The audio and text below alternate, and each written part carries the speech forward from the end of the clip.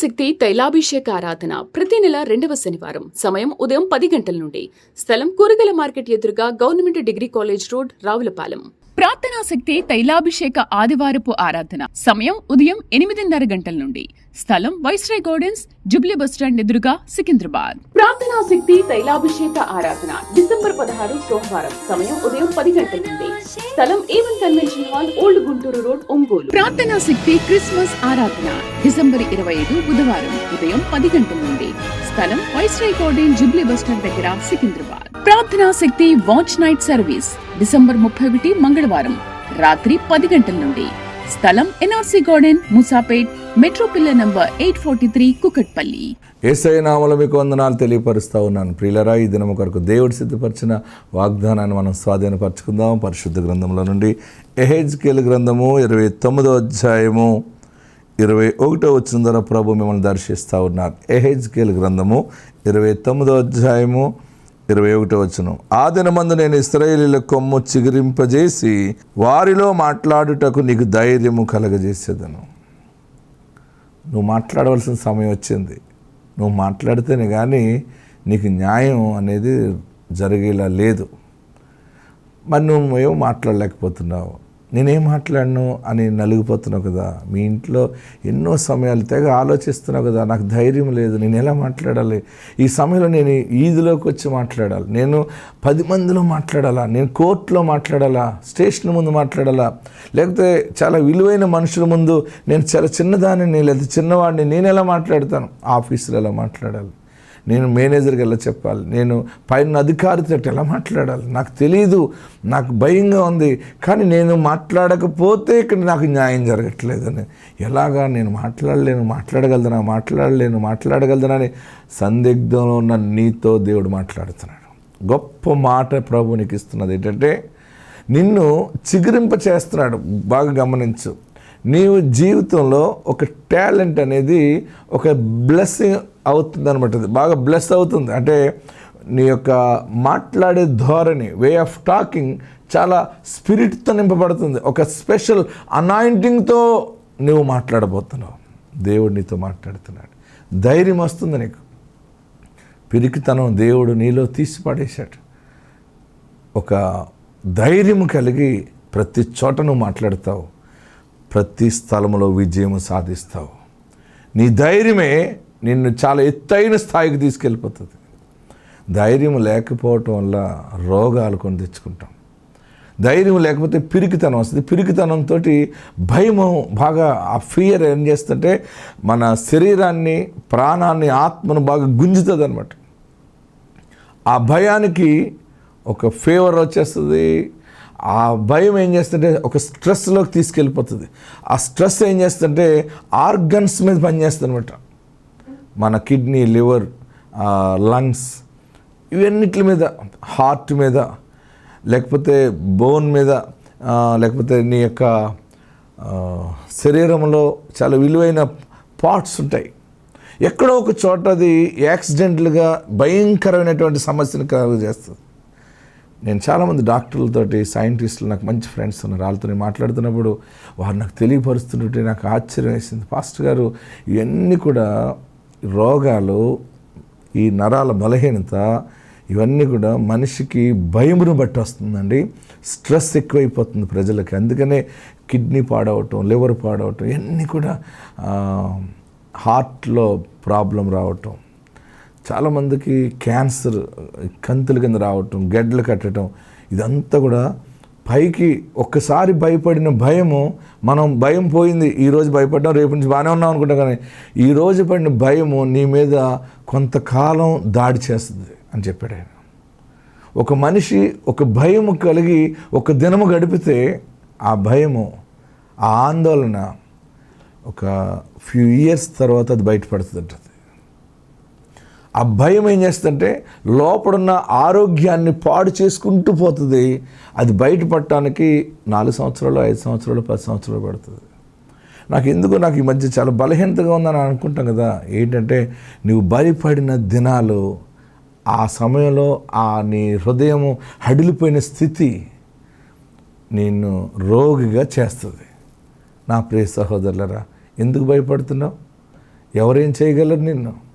నీ పక్షముగా యేసుక్రీస్తు ఉన్నారు. నీ ముందు ఆయన ఉన్నాడు, నీ వెనుక ఉన్నాడు, నీ కుడివైపున ఎడవైపున ఆయన సన్నిధి, మహిమ, ప్రసన్నత, ప్రభావం ఉంది.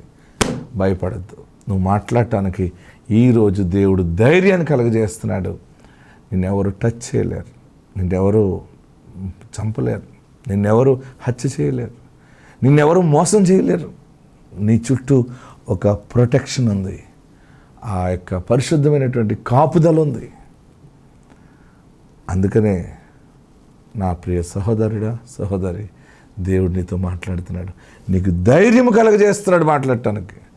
నువ్వు మాట్లాడుతుంటే అర్థమవుతుంది అందరికీ. నువ్వు మాట్లాడేది భయపడుతూ మాట్లాడేవేమో, లేకపోతే ఎవరో చెప్పింది మాట్లాడేవేమో, నీలో నుంచి రాలేదేమో.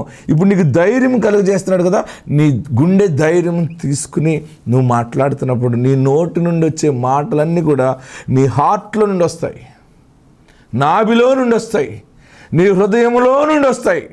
గొప్ప విజయం దేవుడిస్తాడు. భయపడకు. ఏ విషయంలోనే ధైర్యంగా మాట్లాడతావు.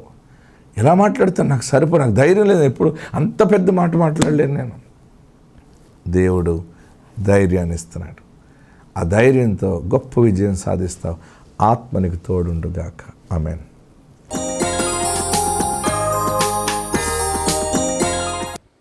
మానవ విధానములో ఆలోచించిందంత పోయి వెంటనే దేవుని దూత ఎదుట యోసేపు సాగిలి పడిపోయి ప్రార్థిస్తూ ఉన్నాడు. దేవుని దూత ఉంది, యోసేపు లోకరక్షకుని కంటది, ఆమె ఒక కుమారుని కనును, తన ప్రజలను వారి పాపముల నుండి ఆయనే రక్షించెను, ఆయనకు యేసు అను పేరు పెట్టుదు అనెను. ఆమేన్. ఎంత గొప్ప సత్యము దేవుని దూత యోసేపుకి చెప్పిందో. దేవుని దూత చెప్పిన వెంటనే యోసేపులో ఒక ధైర్యం వచ్చేసింది. మనకి లేనిపోయిన మాటలు మన చెవిలో పడినప్పుడు మన హృదయం భారం అయిపోతుంది. నీ భర్త మీద ఎవరైనా చెడ్డ చెప్తే నీ మనసు అంతా గలిబిలైపోతుంది. బూర్లాగా ఉన్న నీవు ఎండి చేపలాగా అయిపోతావు. అన్నం వడ్డిస్తావు, మాట్లాడదు. టీ పెడుతుంది, అంతకుముందు ఏమంటుంది, టీ తాగండి, చాలా కష్టపడుతున్నారు మీరు, అయ్యో అని అవసరం దగ్గరికి వచ్చి కచ్చి పెట్టి ఇలా కూడా తుడుస్తుంది. అలాంటి వాళ్ళు ఎవరిని ఉన్నారా? మేము టీ ఇవ్వటమే ఎక్కువ అని అంటున్నారు మీరు అందరూ. అనుమానం వచ్చిందనుకోండి, ఆ పక్కన సైతాన్ ఉంటుంది కదా, చెప్తుంది అన్నీ.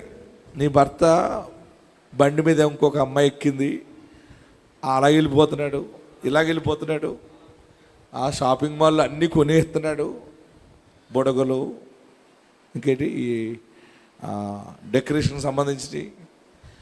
ఈ మధ్య ఆ అమ్మాయి సారీ బారిపోయింది, చెవులి చేయించుకుంది, మీ ఆయనే చేయించాడంట అనేటప్పటికి ఇంకా బెంగ ఎక్కువైపోయి తిండి మానేసి ఎండి నక్కలా తయారవుతుంది. కళ్ళు లోపలికి పోయి ఎవరు వచ్చినా ఇలాగ ఉన్నవి ఏంటంటే వాళ్ళ అమ్మగారు ఇంటికి వచ్చి వాళ్ళ అమ్మ తల్లిదండ్రులు వచ్చి హాస్పిటల్ తీసుకెళ్తే రిపోర్ట్స్ అన్నీ నార్మల్ వస్తాయి, కానీ జబ్బు కనపడుతుంది. ఈ జబ్బు ఎవరికి కనపడుతుంది అంటే పరిశుద్ధాత్ముడికే కనపడుతుంది. ఆమేన్. హల్లెలూయా, హల్లెలూయా. కొంతమంది భర్తలకి భార్యల మీద ఎక్కిస్తారు. అమ్మ మీ ఆవిడ డ్యూటీకి వెళ్తుంది అనుకుంటున్నావా, ఎవరు బండి ఎక్కిపోతుంది, అలాగా ఆ కృష్ణానది నుంచి అలా పోయింది, అలా గుంటూరు వెళ్ళిపోతుంది, నువ్వన్నీ పట్టించుకోవట్లేదు. ఈ మధ్య మారింది కదా అంటే నిజమే మారింది. ఈ మధ్య అన్ని రింగులు ఇలా పెట్టుకుంటుంది, జుట్టు అదా తేడా. ఈ మధ్య అన్నీ ఏమంటారు ఇట్లని చెప్పండి, చూసారు, చెప్పేస్తున్నారు మీరు. మీకు అన్నీ తెలుసు, మీకు నెంబర్ 1 మీరు. అందుకే దేవుడు మీ పక్షంగా ఉన్నాడు. ఆమేన్. ఇంతకుముందు కొంచెమే కాటికెట్టుకునేది మా ఆవిడ, ఈ మధ్య బాగా పక్క కంట పెడుతుంది, అదా తేడా. ఆడికి సైతాన్ని వచ్చేస్తుంది లోపలికి, అనుమానం. ఇంకెలాగైనా ఆ స్కూల్కి వెళ్ళినా, ఒక టీచర్ అనుకో స్కూల్కి వెళ్తాడు, వేరే డ్యూటీ అయితే ఆఫీస్కి వెళ్తాడు, ఆఫీస్ సైడ్లో కూర్చుంటాడు, రాస్తాడు, కానీ ఏం రాస్తున్నాడో అర్థం కాదు. మాటికి కళ్ళోడు సర్దుకుంటూ ఉంటాడు, తల ఇలా పెట్టుకుంటుంటాడు, మాటికి టీలు తాగేస్తూ ఉంటుంటాడు. చివరికి ఆరోగ్యం పాడైపోతుంది. భార్యని గద్దించలేడు, అడగలేడు, ఫోన్ చెక్ చేద్దాం అనుకుంటాడు. సాయంత్రం పడుకున్నప్పుడు ఫోన్ చెక్ చేద్దామని అనుమానం. చివరికి ఎక్కడికి తీసుకెళ్తుందంటే వదిలిపెట్టేయాలని. సాతానుడు చాలా భయంకరుడు. ఆమేన్. ఇలాంటి సాతాను మన ఇళ్ళలోకి ఎందుకు వస్తుందంటే, గృహములో ప్రార్థన లేకపోతే వస్తాడు. ఆమేన్. నీ ఇంట్లో ప్రార్థన ఉన్నప్పుడు దుష్టుడు రాలేడు, ప్రార్థన ఉన్నప్పుడు సైతాను రాలేదు. మీ ఇంట్లో ప్రార్థన ఉందా? టీవీ సీరియల్ చూస్తూ నిద్రపోవటం, ఇదే కదా మీరు చేసేది. ప్రార్థన ఉందా? మీ గృహాల్లో ప్రార్థనకి ఉండాలి. నా తండ్రి మాకు కుటుంబ ప్రార్థన నేర్పాడు. నా తండ్రి చిన్ననాటి నుండి కుటుంబ ప్రార్థన అవుతుంది కానీ భోజనం పెట్టేవాడు కదా ఆయన. ఓ రోజు మా అమ్మ భోజనం పెట్టమంటే పెట్టేసింది, మా నాన్నగారు లేరని. ఈ లోపల మా నాన్నగారు వచ్చేసారు. ప్రార్థన అయిందా అన్నారు. అదే పిల్లలు ఆకలేస్తుందంటే పెట్టినంటే. ఆ టైంలో చాలా సీరియస్గా ఉండేవాడు నాన్న. భక్తి విషయంలో భార్యనైనా పిల్లలనైనా చాలా క్రమంగా పెట్టాడు. ఆ ప్రార్థన, ఆ కుటుంబ ప్రార్థనే ఇంత స్థాయికి మమ్మల్ని తోడుకొచ్చి దేవుడు బలముగా వాడుకుంటా ఉన్నాడు. నీ ఇంట్లో ప్రార్థన ఉంటే పరిశుద్ధాత్ముడు నీ ఇంటిని ఆవరిస్తాడు. ఎప్పుడైనా దుష్టుడు ఏదైనా చెడు మనసు కలగజేస్తూ ఉంటే పరిశుద్ధాత్ముడు దాన్ని క్లారిటీ ఇచ్చి మీ కుటుంబాన్ని ఒకటిగా చేస్తాడు. ఈ క్రిస్మస్లో అద్భుతమైనటువంటి బహుమానం ఏంటంటే, గలిబిలైపోతున్న మీ కుటుంబంలో తిరిగి ఐక్యత దేవుడు ఇవ్వబోతా ఉన్నాడు, సమాధానం ఇవ్వబోతా ఉన్నాడు. విడిచిపెట్టేయాలనుకున్నాడు యోసేపు. ఏమనుకున్నాడు? విడిచిపెట్టేయాలి. పై ఎలా విడిచిపెట్టాలనుకున్నాడంటే, రహస్యముగా విడిచిపెట్టాలి. హల్లెలూయా, హల్లెలూయా. మనల్ని మనం నమ్ముకున్నవారు, లేకపోతే మనం నమ్మిన వారు ఎవరైనా మనకి దూరం అయిపోయాలని సాతానుడు ఎన్నో భయంకరమైనటువంటి వ్యవహారాలు చేస్తున్నాడేమో, ఆలోచనలు చేస్తున్నాడేమో. లేకపోతే నీ పార్ట్నర్, నీ బిజినెస్లో భాగస్వాములు, కుటుంబంలో భాగస్వాములు, ఏదైనా ఎక్కడైనా సేవలో అయినా ఏదైనా దుష్టుడు ఎన్నో రీతిలుగా కలవరం గురి చేస్తున్నాడేమో.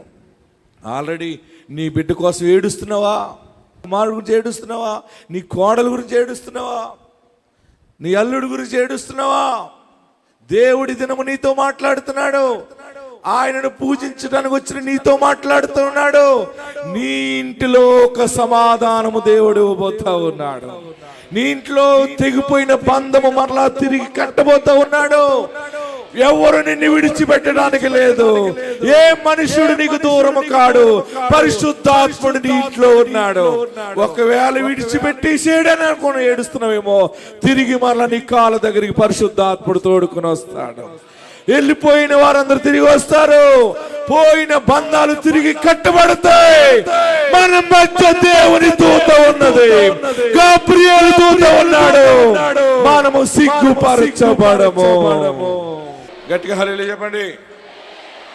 కుటుంబాన్ని ఎలా నడిపించుకోవాలో పరిశుద్ధాత్ముడు జ్ఞానం ఇస్తాడు. ఎప్పుడు నీ భార్య గురించి నీవు తక్కువగా ఎవరి దగ్గర మాట్లాడకూడదు.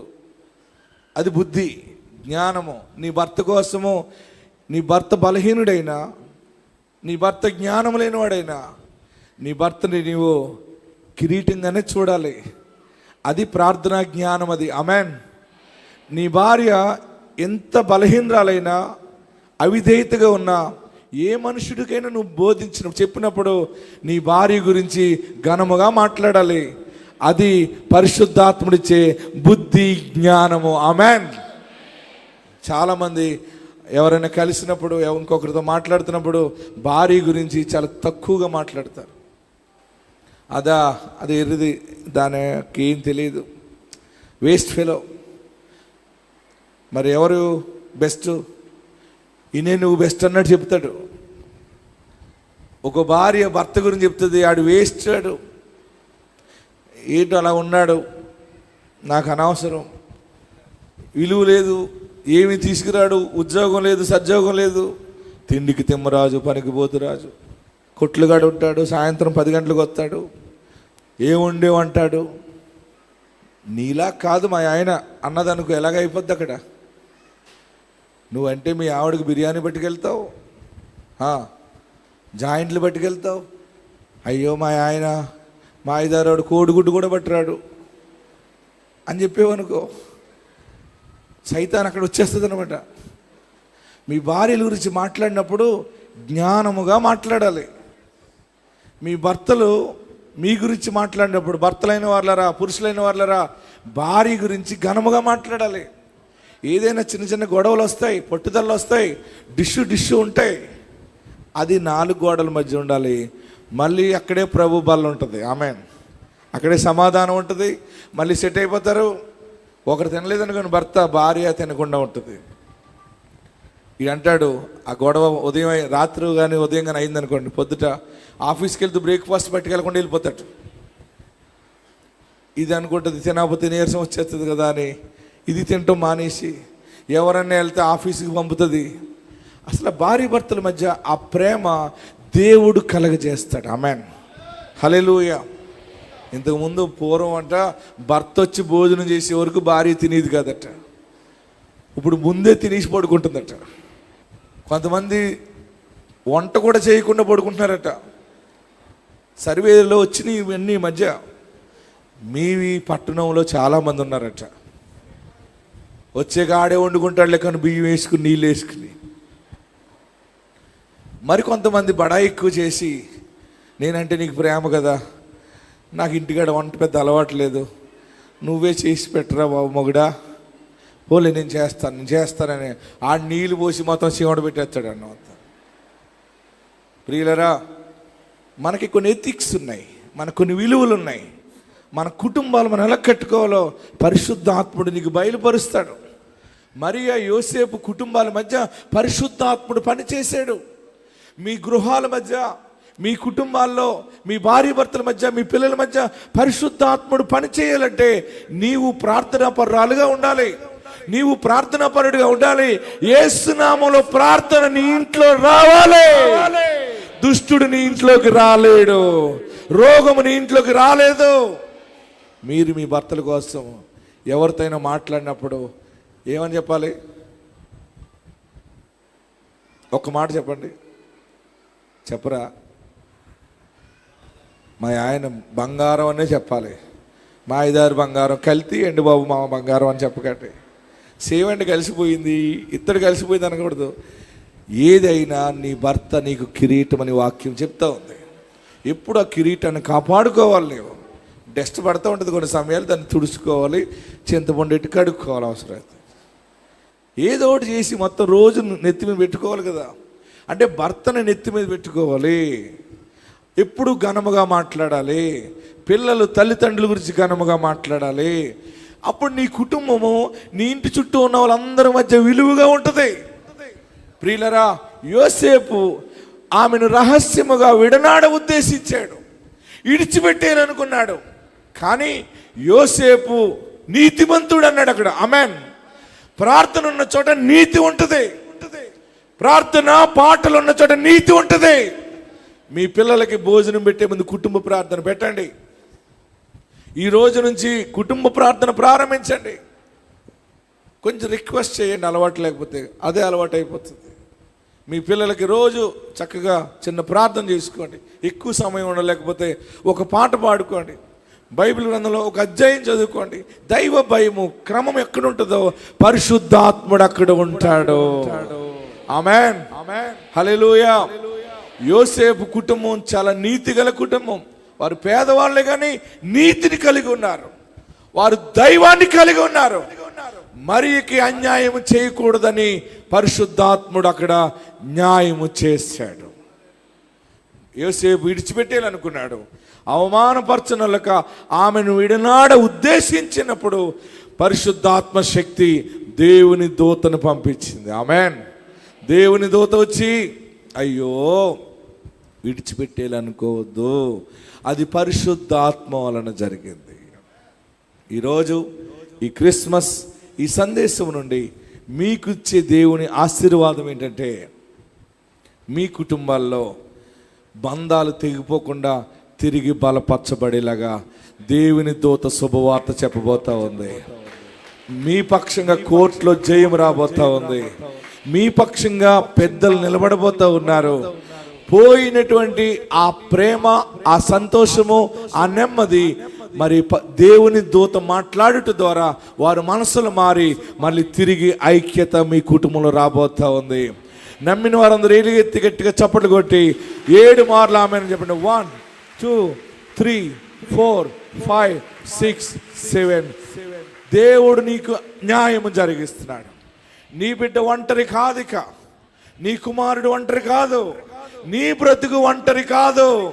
నిన్నెవరు విడిచిపెట్టకుండా నువ్వు బ్రతుకున్నంత కాలము నీకు తోడు నీడగా దేవుడు ఏర్పాటు చేసిన మనుషుడు నీ జీవితాంతం ఉండేలాగా దేవుడు చేస్తాడు. నీతో కలిసి జీవించడానికి దేవుడు నీకు ఇచ్చిన నీ లైఫ్ పార్ట్నర్ ని దేవుడు నీ పక్షముగా ఉంచుతాడు, నీకు బాధ్యతగా ఇస్తాడు, నీకు బహుమానముగా చేరుస్తాడు. యోసేపు ఇడిచిపెట్టేలని అనుకుంటే యోసేపు ఇడిచిపెట్టకుండా దేవుని దూత ప్రత్యక్షమైంది కనుక ఆయన మైండ్లో ఉన్నటువంటి పురుగు పోయింది అంతే. హల్లెలూయా. వెంటనే యోసేపు ఏం చేశాడు అనుకుంటున్నారు? దిగ్గున లేచి రెడీ అయిపోయాడు. రెడీ అయిపోయి ధైర్యం చూడండి, మరియ దగ్గరికి వెళ్ళినప్పటికి మరియ ఇంటి చుట్టూ ఉన్న వాళ్ళందరూ మరియని దూరం పెట్టారు. ఒంటరిగా ఉండి ఏడుస్తూ ఉంది. దైవ కుమారుడా, నువ్వు నా గర్భంలోకి వచ్చావు, ఈ లోకము నన్ను చాలా ఎగతాళిగా చేస్తావు, నాకు అందరూ దూరం అయిపోయారంటే దేవుడు జ్ఞానమైనటువంటి మనుషుణ్ణి ఆమె దగ్గరికి పంపించాడు. ఆ యోసేపు అన్నాడు, మరియా నువ్వు ఎలా గర్భం ధరించావో దేవుని దూత నాకు చెప్పింది. అవునా, ఇది ఎంత గొప్ప సంతోషం. అప్పుడు మరియా అనుకుంది, నన్ను ఎవరు ఇడిచిపెట్టినా పర్వాలేదు, దేవుడిచ్చిన మనుష్యుడు నా దగ్గర ఉన్నాడు. ఆమేన్, హల్లెలూయా. దేవుడిచ్చిన మనిషి నాకు ఉంది. అందుకని మరియా చాలా డేరుగా ఉంది. అందరూ దూరం అయిపోయినా కానీ ప్రజాసంఖ్య రాయించుకోవడానికి అందరూ వెళ్తూ ఉంటుంటే వీళ్ళిద్దరూ కలిసి వెళ్ళిపోయారు రాత రాయించుకోవటానికి. అక్కడ రాత రాయించేటప్పుడు ఫస్ట్ పేరు యేసు ప్రభుదే రాసేసారు అక్కడ బెత్లెహేములో. ఆమేన్, హల్లెలూయా. గట్టిగా హల్లెలూయా చెప్పండి, ఇంకా గట్టిగా హల్లెలూయా చెప్పండి. దేవుడు ఏర్పరిచిన బంధము ఎవడు దూరము చేయలేడు. నీ కుటుంబాన్ని ఎవడు పాడు చేయలేడు. బెంగెట్టుకుంటున్నావా? నా భర్త ఇలాంటి అలవాట్లు ఉన్నాయని ఏడుస్తున్నావా? లేదు, నీవు పాజిటివ్గా చూడటం నేర్చుకో. ఉన్నతంగా చూడండి భర్తల్ని. భర్తలారా, మీ భార్యల్ని ఉన్నతమైనటువంటి మనసుతో చూడండి. నీలో చెడు ఉన్నప్పుడే అటువంటి మనసు వస్తుంది ఆటోమేటిక్గా. మనము దానికి చోటు ఇవ్వద్దు.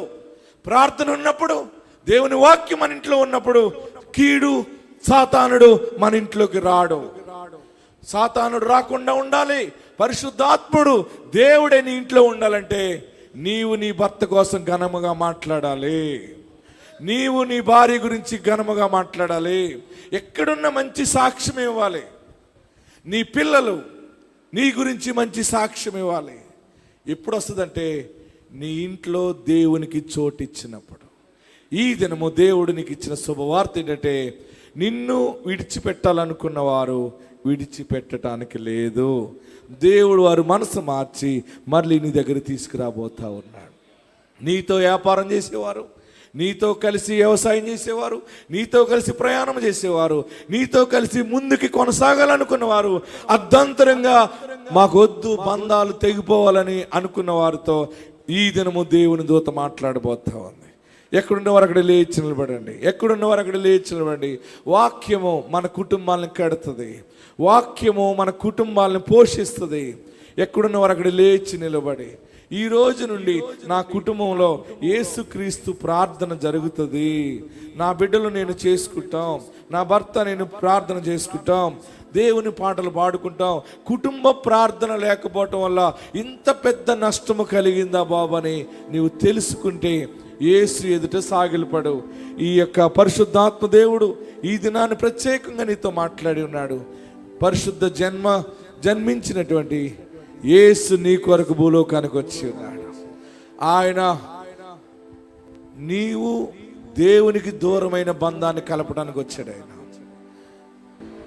అందరూ ఎక్కడున్నవారు అక్కడ తలలో ఉంచి కళ్ళు మూసుకుని 2 చేతులు ఆకాశం వైపు చాపి నా కుటుంబంలో గొప్ప కార్యం చేయబోతున్నావో బాబు.